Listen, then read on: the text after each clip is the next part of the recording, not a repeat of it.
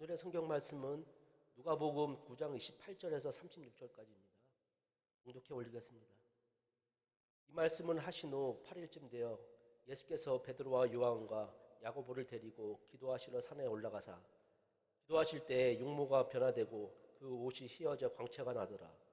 문득 두 사람이 예수와 함께 말하니 이는 모세와 엘리야라. 영광 중에 나타나서 장차 예수께서 예루살렘에서 별세하실 것을 말할세. 베드로와 및 함께 있는 자들이 깊이 졸다가 온전히 깨어나 예수의 영광과 및 함께 선 두 사람을 보더니 두 사람이 떠날 때 베드로가 예수께 여짜오되 주여 우리가 여기 있는 것이 좋사오니 우리가 초막셋을 짓되 하나는 주를 위하여 하나는 모세를 위하여 하나는 엘리야를 위하여 하사이다 하되 자기가 하는 말을 자기도 알지 못하더라. 이 말할 즈음에 구름이 와서 그들을 덮는지라. 구름 속으로 들어갈 때 그들이 무서워하더니 구름 속에서 소리가 나서 이르되 이는 나의 아들 곧 택함을 받은 자니 너희는 그의 말을 들으라 하고 소리가 그침에 오직 예수만 보이더라. 제자들이 잠잠하여 그 본 것을 무엇이든지 그때에는 아무에게도 이르지 아니하니라. 지난주에 말씀드린 것처럼 우리는 믿음을 가진 자잖아요. 우리는 뒤로 물러가 멸망할 자가 아니라 오직 영혼을 구원함에 이르는 믿음을 가진 자입니다. 우리의 믿음은 분명하잖아요. 오직 예수 그리스도, 그분이 우리의 믿음의 대상 아니겠습니까? 그래서 그 주님을 바라보고 믿음 안에서의 한 걸음 한 걸음 삶을 내딛어 가는 것, 이것이 믿음을 가진 자로서 우리의 신앙의 가장 중요한 어떤 방향이고 목적 아니겠습니까? 그런데 대다수의 많은 사람들은 보면 일단은 눈앞에 어떤 현실이 보이니까 부딪혀지니까 그래서 상황과 환경에 휘둘려질 수밖에 없고, 그리고 무엇보다도 사람 때문에 어떤 마음의 상처와 아픔을 겪게 되어진 그런 일들을 참 많이 보게 되어집니다. 대부분 교회 다니다가 시험 든 분들 보게 되어지면 대다수 비슷해요. 사람 때문에, 누구 때문에, 예를 들면 목사님 때문에, 그리고 장로님 때문에, 또 누구 때문에 사람에게 어떤 시선을 두니까 거기에 맞춰져서 좀 넘어지고 그렇게 어떤 신앙의 거침이 되어지는 그런 부분들을 많이 보게 되어집니다. 제가 일전에도 말씀드린 것처럼 우리가 믿음 생활, 신앙 생활에서 보지 말아야 할 것들이 있다라고 크게 세 가지를 말씀드렸습니다. 하나는 뭘 보지 말라고 말씀드렸죠? 환경을 보지 말자고, 상황을 보지 말자고. 왜냐하면 엘리야 선지자도요, 갈멜산상에서 우리 놀라운 승리를 거두고 돌아왔지만 여전히 바뀌어지지 않은 그 형편 상황 보고 그는 낙심하고 절망하고 심지어는 죽기를 구했어요. 그렇게 대단한 믿음의 소유자였지만 그 역시도 형편을 보니까, 상황을 보니까 낙심이 되어지는 거예요. 절망이 되어지는 거예요. 또 보지 말자고 한 게 뭐죠? 사람 보지 말자고. 여러분, 사람은 우리 어떤 믿음의 대상이 아니잖아요. 제가 처음 와서도 여러분께 강조했던 것이, 목사님 저 보지 말라고 말씀드렸죠. 그래서 보니까 여러분 너무 안 보시는 것 같아요. 우리의 믿음의 대상은 한 분, 주님이세요. 그분을 보셔야죠. 사람은 품어줄 대상이에요. 용서하고 사랑해줄 대상이에요. 많은 사람들이 그 사람에 대한 어떤 신뢰가 깨져서 상처와 아픔을 겪게 되어진 부분들이 되게 많아요. 주님 보셔야죠. 주님 바라보면요, 어떤 상황과 환경, 그 사람 때문에 넘어지지 않아요. 다시 말씀드리면 우리가 사람 때문에 시험 들었다, 중요한 건 믿음으로 주님 보지 못해서 그런 거예요. 주님 보면요, 절대로 상황과 환경, 특별히 사람 때문에 넘어지지 않아요. 여러분, 우리 신앙의 성도들도 믿음으로 주님 바라봤으니까 그를 죽이려고 덤벼드는 수많은 사람들이 있었지만 그것 때문에 넘어지지 않았잖아요. 스데반이 돌에 첫 죽임을 당하면서 자기를 죽이려고 하는 사람들에게 상처 입었나요? 아니잖아요. 하늘 바라보고 오히려 그들을 향해서 뭘 했어요? 용서해달라고 기도했잖아요. 예수님이 자기를 죽이고 배신한 그들을 향해서 억하심정 마음 품었나요? 아니잖아요. 주님 바라보면서, 하나님 바라보면서 주님 역시도 그 영혼들을 위해서 기도했잖아요. 다시 말씀드려, 누구 때문에 시험 들었다? 내가 주님 보고 있지 않기 때문에 그런 거예요. 중요한 것은 내 자신도 보지 마세요. 여러분, 우리가 참 연약하고 부족한 존재잖아요. 내 자신을 너무 보게 되어지면 넘어져요. 절망되고 낙심되고 나 같은 게 뭘 할 수 있을까 그래요. 여러분, 분명한 것은 주님께서 우리를 부르고 세우시고 보내주셨을 때는 그에 합당한 능력과 권세도 주셨잖아요. 여러분, 우린 주님께서 우리에게 오직 능력 주셨어요. 이렇게 수없이 말씀드려도 계속해서 우리는 나의 없음으로 인해서, 나의 연약함으로 인해서 거기에 계속해서 집중해서 스스로 자괴감에 빠지고 위축되어지고 어리석음의 삶을 반복할 때가 너무 많이 있어요. 오늘 말씀 너무나 분명해요. 오직 예수만 보이더라. 우리의 신앙의 초점은 예수 그리스도예요. 그 주님만 보셨으면 좋겠어요. 그 주님을 바라보셨으면 좋겠어요. 그러면 내게 주어진 상황과 환경이 어떠하든지 간에, 내가 수많은 대적 가운데 사랑 가운데 둘러싸여 있든지 간에, 그리고 내가 지금 아무리 연약하고 부족하든 간에 그건 하등의 문제가 되지 않아요. 우리 진짜 문제는 믿음의 문제잖아요. 주님을 바라볼 수 있는 은혜가 여러분 모두 가운데 있어질 수 있기를 간절히 축원합니다. 그래서 2020년은 날마다 외치는 거예요. 이게 복음이고요. 오직 예수 그리스도 말이죠. 오늘 이 말씀의 제목처럼 특별히 이 사순절 기간에 더욱 주님만 볼 수 있는 오직 예수만 보이더라. 이것이 우리의 삶의 결론이셨으면 좋겠어요. 그런 점에서 옆에 계신 분들 한번 보세요. 이렇게 말씀하세요. 나 보지 말고 예수님 보세요. 보지 말라고 해도 계속 보시죠, 여러분. 사람 보지 마세요. 상황과 환경에 휘둘리지 마세요. 내 자신의 연약함 때문에 낙심 절망하지 마세요. 오직 예수 그리스도 그 주님을 바라볼 수 있는 눈이 여러분 가운데 활짝 열려질 수 있기를 간절히 축원합니다. 오늘 말씀은 참 중요한 말씀이에요. 오늘부터 해서 이제 주연절이 끝나고 이제 사순절기가 시작되어져요. 참 중요한 분기점이에요. 전환점이에요. 참 중요한 부분을 우리에게 말씀하고 있어요. 사순절기가 시작되어지면서 오늘 이 본문이 전해지는 건 상당히 의미가 있어요. 이게 산상변모주일이잖아요. 주님께서 산에서 이제 변하신, 오늘 시작되어진 28절, 29절 말씀도 보니까 예수님께서 제자들을 데리시고 산에 올라가셨어요. 그리고 기도 가운데 그 용모가 변화가 되어졌어요. 그 옷에 광채가 났다라고 그렇게 말씀하고 있어요. 병행되어지는 마태복음, 마가복음 말씀 보면 이 동일한 말씀이 기록되어져 있거든요. 마태복음 17장 말씀에 보면 예수님의 얼굴이 해같이 빛났다라고 그렇게 말씀하고 있어요. 여러분, 해같이 빛난 거 참 눈부시잖아요. 해를 그냥 볼 수 없잖아요. 선글라스라도 끼고 봐야죠. 눈부시니까. 지금 예수님의 모습이 그렇게 변화되어지는 거예요. 평상시 늘 자신들과 같이 있었던, 우리와 똑같은 모습이었던 그 인간, 그 사람의 모습인 예수님이 아니라 예수님이 산에서 완전히 영광스럽게 바뀌신 거예요. 변화되어진 거예요. 그 옷도 광채가 나요. 휘어졌는데 어느 정도 휘어졌냐면 마가복음 말씀에 보면 빨래하는 자가 막 열심히 더러운 옷을 빨아서 그 옷을 희게 하잖아요. 근데 이것보다 더 희게 할 수 없을 만큼 매우 휘어졌다라고 그렇게 표현되어지고 있어요. 이것은 장차 우리 주님께서 고난받으시고 십자가에 죽으시고 그리고 부활하셔서 영광스러운 모습으로, 그러니까 장차 부활의 영광을 누리시는 그 예수님의 모습을 미리 보여주는 거예요. 그리고 장차 오실 주님도 이렇게 오셔요.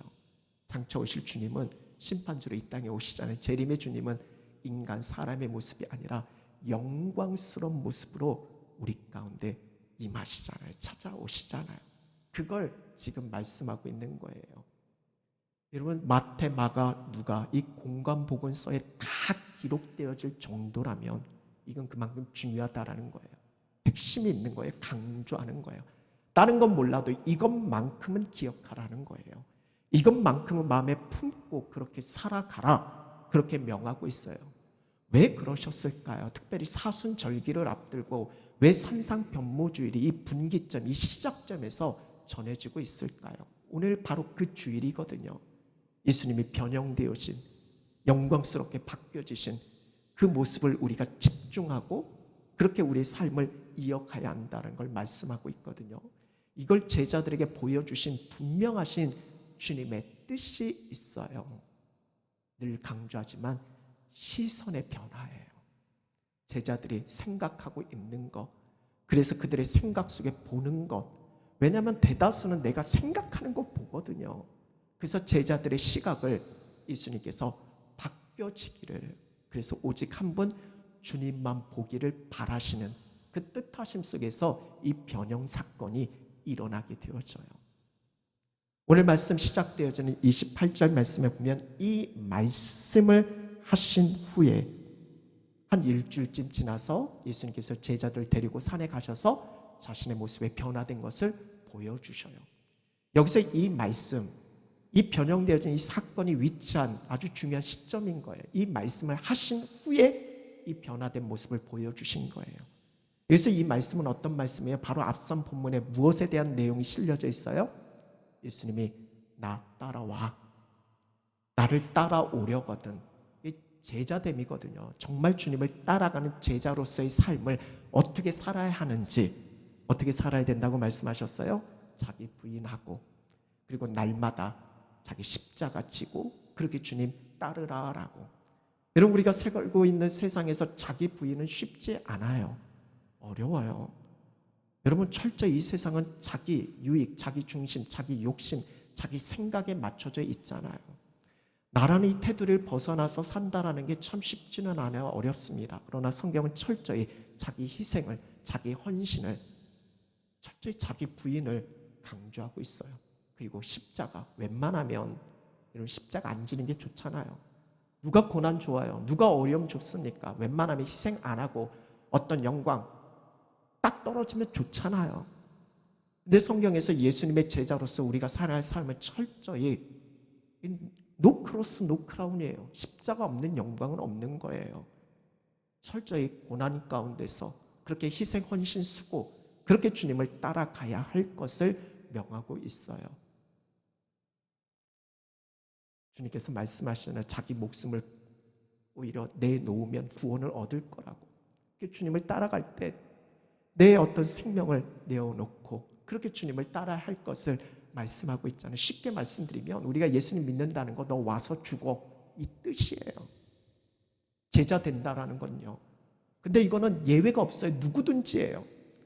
오늘 우리가 믿고 신앙생활 한다면 누구든지 다 예외 없이 자기 부인과 십자가 지고 그렇게 주님을 따를 것을 말씀하고 있어요. 근데 여러분, 이게 쉬워요? 어렵죠. 힘들죠. 부담되죠. 아무리 주님 말씀이어도요, 이걸 듣고 따라가는 게 쉽지가 않잖아요. 여러분, 베드로는요 신앙 고백을 했어요. 어떤 신앙 고백이냐면 주님이 어떤 분이신가, 그것에 대한 믿음의 고백. 뭐라고 고백하죠? 주는 그리스도시요 살아계신 하나님의 아들이십니다. 아주 대단한 고백이에요. 이걸 알게 하신 분은 물론 성령님이세요. 주님이 어떤 분이신지 그것을 믿음 안에서 고백하게 되어져요. 저와 여러분도 우리 주님 고백했잖아요. 주님 따르잖아요. 이런 코로나 바이러스가 만연한 이 상황 속에서도 이 자리에서 함께 예배하고 있는 대단한 믿음의 소유자예요. 그런데 여러분, 이 신앙 고백을 한 이후에 주님은 뭐라고 말씀하셔요? 그때 비로소 예수님 본인이 고난을 당하고 사람들에게 넘겨져서 결국 고난당하고 십자가에 죽을 것을 예고하셔요. 물론 거기서 끝나지 않죠. 사흘 후에 부활할 것도 말씀하셔요. 예수님의 제자됨의 이야기인 거예요. 믿지 않는 세상 사람들에게 고난 죽음을 이야기하는 게 아니에요. 믿음으로 주님을 따르겠다라고 다짐하고 헌신한 그들 가운데 주님께서 말씀하신 거예요. 신앙 고백 이후에 비로소 예수님께서 고난, 죽음, 그 십자가와 부활을 말씀하고 계셔요. 근데 베드로는 어떻게 이야기합니까? 그거에 대한 베드로의 반응은 내가 주님 십자가 지고 따르겠습니다. 이렇게 하면 얼마나 좋아요. 근데 베드로는 어떻게 얘기합니까? 절대로 그런 일이 일어날 수 없다라고. 마태복음 말씀에 보면 베드로는 항변해요. 이 항변의 뜻이 뭐예요? 예수님을 꾸짖는 거예요. 사람이요, 하나님이신 예수님을 꾸짖어요. 왜 꾸짖어요? 내 생각과 다르다는 거예요. 내 뜻과 다르다라는 거예요. 오늘 우리의 신앙의 문제도 여기에 있어요. 하나님의 말씀을 듣고 그 말씀에 맞춰서 가는 게 아니라 하나님의 말씀이고 여전히 내 생각, 내 주관, 결국 하나님의 말씀, 그 하나님의 원칙대로 사는 게 아니라 자기 방식대로 살아요. 베드로 역시도 주님 믿는다고 하면서도요, 신앙 고백까지도 했잖아요. 근데 문제는 뭐예요? 예수님 딱 붙들고, 예수님 붙들고 항변하거든요. 여기서 붙들다는 원어의 의미가 되게 중요해요. 이거는 그냥 붙드는 게 아니에요. 여러분 뭐 여러 가지에서 그냥 잡는 게 아니라, 예를 들어서 비 올 때 우산 갖고 오잖아요. 밖에다 두고 딱 갈 때 자기 거 있잖아요. 이건 내 거야 하고 딱 붙드는 거. 이게 베드로가 예수님을 붙든다는 그 원어적인 의미예요. 뭐예요? 베드로는 예수님을 뭘 붙든 거예요? 예수님의 뜻에 순종하며 따라가겠다로 붙든 게 아니라 내가 바라고 원하는 거, 그거 이루기 위한 하나의 통로로서, 결국 주가 자기예요. 믿음의 고백은 했지만 여전히 자기가 준 거예요. 그렇게 예수님을 붙들고 항변하는 거죠. 이게 십자가고 웬 말이냐는 거예요. 그런 일은 있을 수 없다라는 거예요. 예수님 뭐라고 말씀하셔요?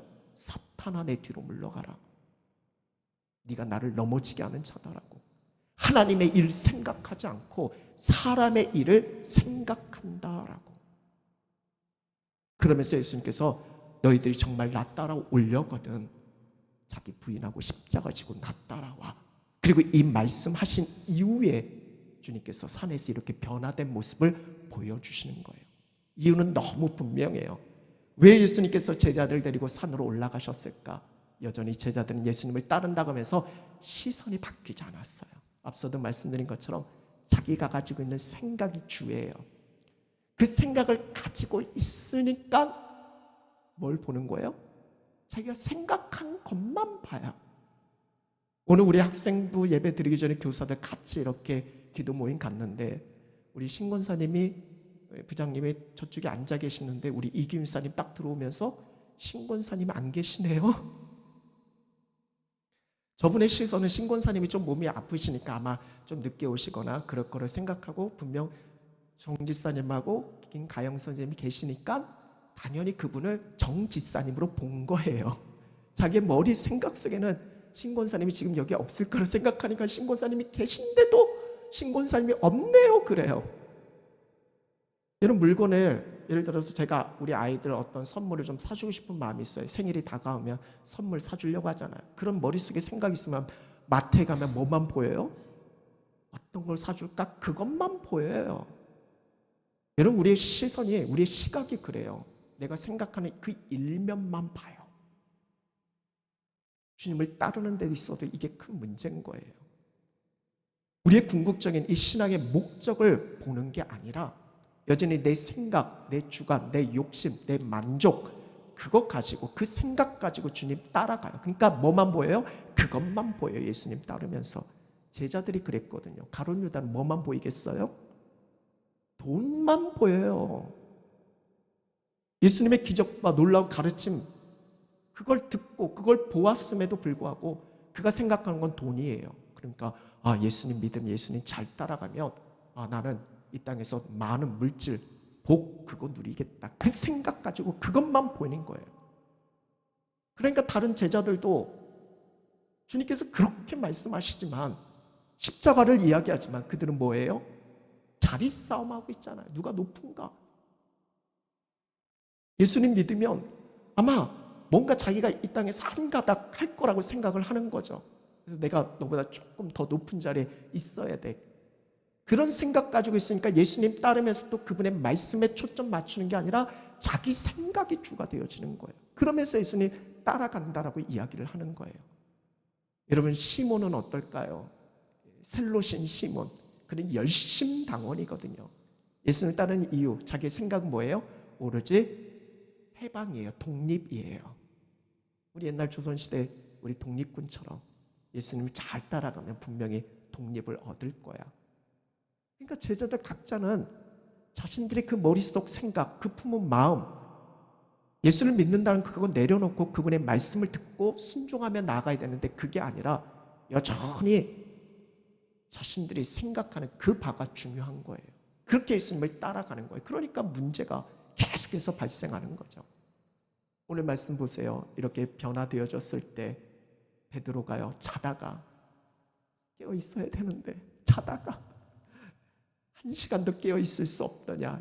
우리 주님이 그렇게 말하시잖아요. 말씀하시잖아요. 그래서 저희가 사순절 동안에 23시간 주무시더라도 1시간은 좀 깨어서 기도하자고요.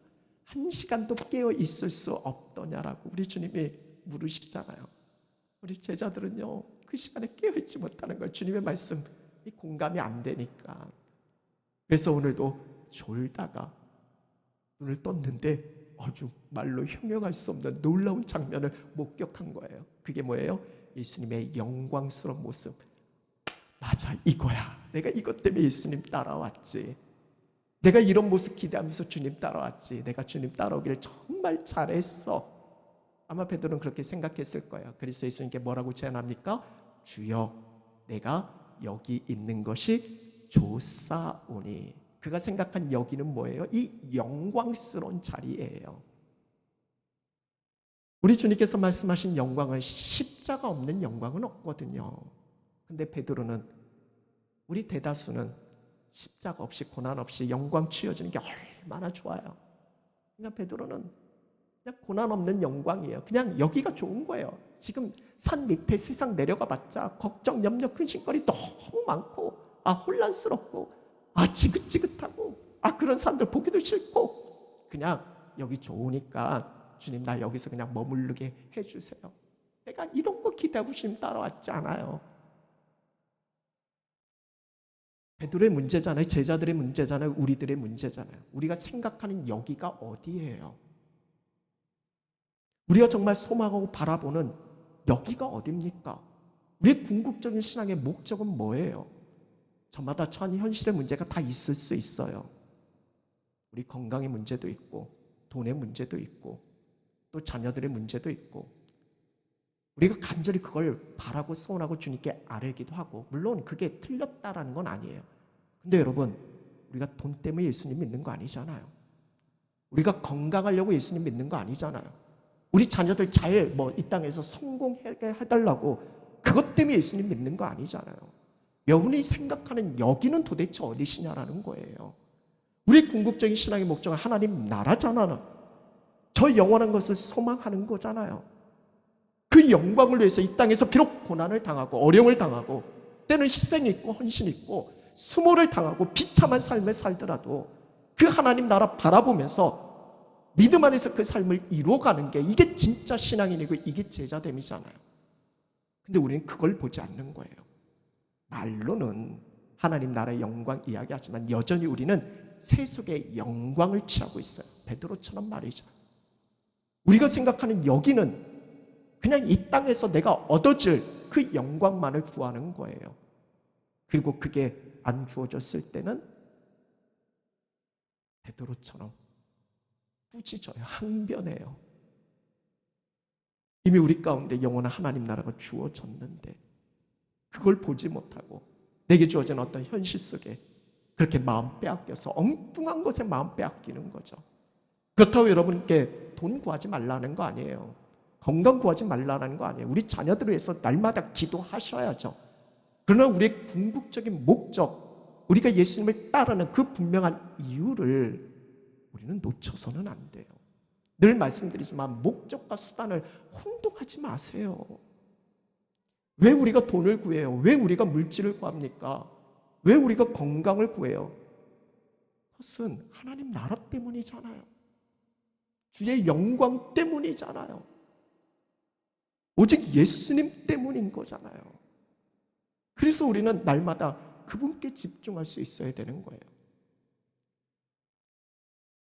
오늘 말씀 속에서 이런 일련의 사건 속에서 하늘에서 소리가 들리잖아요. 이런 마음, 이런 시각 속에 사로잡혀 있는 그들을 향해서 오늘 하늘에서 구름 속에서 소리가 들리잖아요. 뭐라고요? 너희는 그의 말을 들으라라고. 여기서 그는 누구예요? 바로 예수 그리스도를 말씀하는 거예요. 그분의 말씀을 들으라는 거예요. 지금 여러분의 시선이 어디에 빼앗겨져 있는가?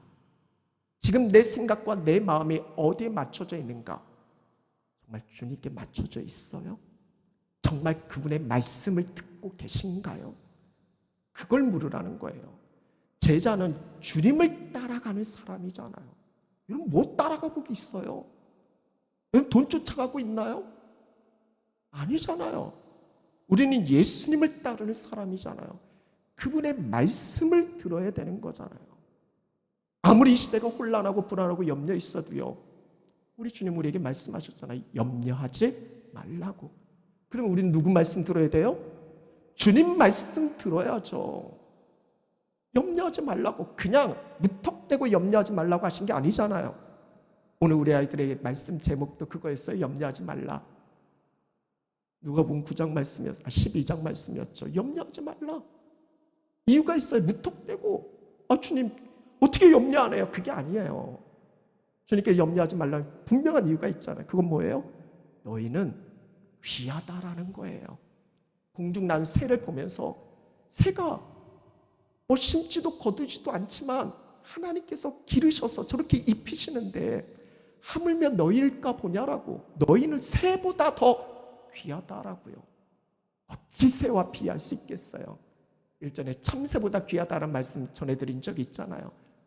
참 보잘것없고 하찮은 그 참새 한 마리도 결국 하나님의 우연이 없잖아. 하나님의 분명한 섭리 가운데 이끌어 가시는데 어찌 우리가 그것과 비할 수 있겠냐나요.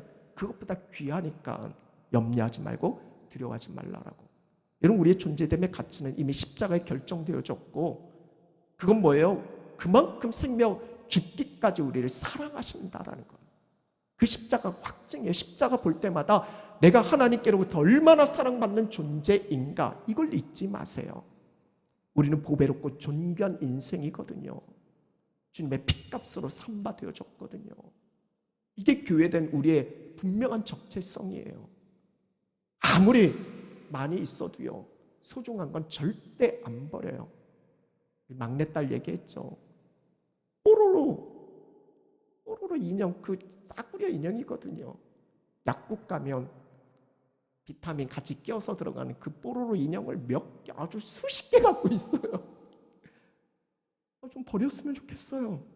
근데 걔는 그게 너무 소중한 거예요. 가치가. 그래서 어딜 갈 때라도 짐이 아무리 많아도 그거 다 싸가지고 가는 건 절대 버리지 못해. 왜냐하면 자기에게 있어 소중한 거니까. 여러분은 하나님께 소중한 존재잖아요. 그 아들 내어 죽게 하시기까지 우리 사랑하신 이가 어찌 좋은 것 주시지 않겠냐라고 말씀하시잖아요. 우린 그런 존재거든요. 절대 버리지 않는다고. 그 하나님 우리를 돌보시고 입히시고 그렇게 이끌어 가시는데 제자로 불러주셨는데 하나님께서 그 삶 책임져 주시지 않겠어요? 그 말씀을 들으라는 거예요. 너무나 분명해. 오늘 말씀 속에서 왜 예수님께서 이 영광스러운 모습을 보여줬는가? 제자들은 지금 혼란스럽거든요. 불안하거든요. 염려가 가득 차 있거든요. 예수님 말씀 듣고 보니까 이게 너무나 부담되어지는 거예요. 힘들어지는 거예요. 내가 과연 주님 따를 수 있을까? 심지어는 물어보지도 못할 정도로 내가 어떻게 이런 고난 십자가 이런 걸 어떻게 감당해야 되는가? 주님이 이 영광스러운 모습 보여주면서 주님 끝까지 따라가면 너희도 이렇게 되어진다는 걸 보여주는 거예요. 장차 우리도 주님과 함께 영광스러운 모습으로 변화되어지잖아요. 우리에게 승리가 주어지잖아요. 승리를 보여주시는 거예요. 이거에 대한 확신을 심어주고, 그러니까 어떤 상황에도 흔들리지 말고 용기 있게 주어진 그 삶의 길을 믿음 안에서 감당할 것을 명하고 있어요. 오늘 저와 여러분 우리 모두에게 들려주신 말씀이에요. 우리는 최후 승리를 얻는 자예요. 지금 현재 고난과 피할 수 없는 장차 내게 주어질 영광을 바라보세요.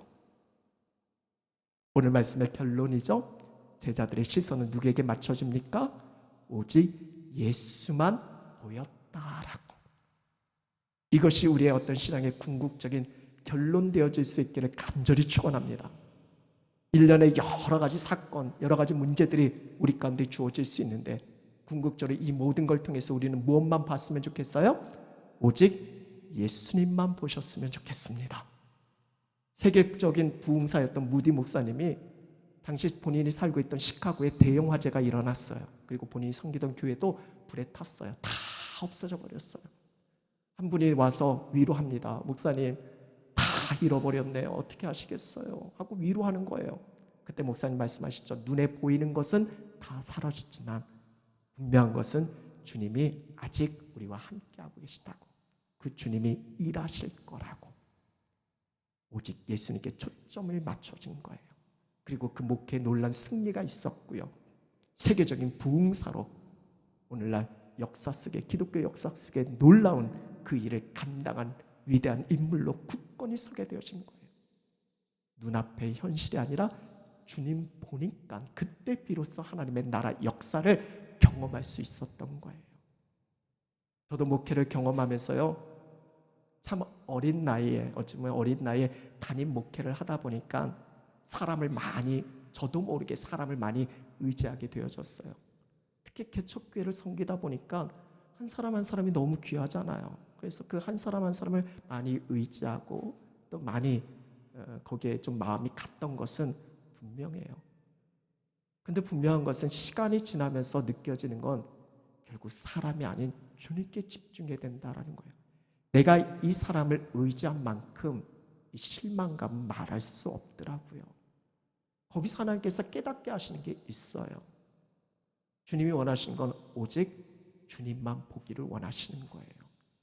이게 목회의 가장 중요한 본질이고요. 우리의 신앙의 가장 중요한 부분이에요. 물론 화려한 건물이 보이고 좋은 시스템 조직이 보이고 사람 수가 보이고, 그러나 주님께서 원하시는 것은 오직 예수 그리스도, 오직 예수만 보기를 원하시는 거예요. 근데 놀라운 건요, 예수님만 보면요, 그 다음은 분별되어져요. 그래서 위의 것을 늘 보라고 말씀하시는 거예요.